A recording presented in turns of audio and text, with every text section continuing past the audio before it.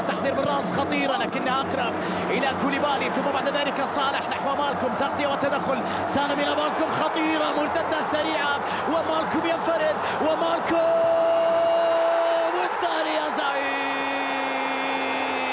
لسه سال عنا، لسه سال عنا، رد علي سريعا مالكم.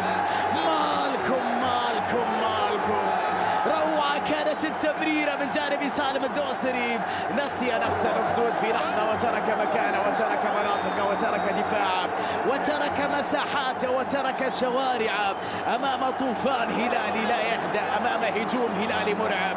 ترك المساحات بهذه الوضعية أمام هذا الكم من النجوم في خط الهجوم سيكون أثر صعب جدا على فريق الأخدود. أعطوا مالكم الكرة، أعطوا مالكم الكرة، صاحب الكرة وصاحب اللعبة وصاحب الهدف مالكم بالتحرك الذكي وسالم بالتمريرة، ويسجل النجم البرازيلي هدفه ال11 في هذا الموسم. تمريرة سالم الدوسري، الانفراد من جانب مالكم، 2-0 للهلال. للحظة واحدة الأخدود نسي نفسه وترك المساحات، يعاقبه الهلال سريعا عن طريق النجم مالكم الذي واحدة من أقل مبارياته يكفي فيها أن يسجل هدفا واحدا لكي يؤمن فوز فريقه في هذه الليلة اللي مثل ما ذكرت لم يظهر فيها مالكم بشكل المعتاد عنا. رغم ذلك فإنه سجل هدف فريقه الثاني في هذه الأمسية.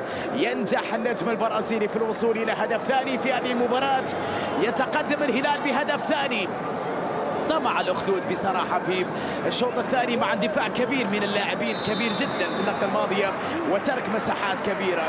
وكنا نتكلم في شوط المباراة الأول عن الهلال خطير والكرة مع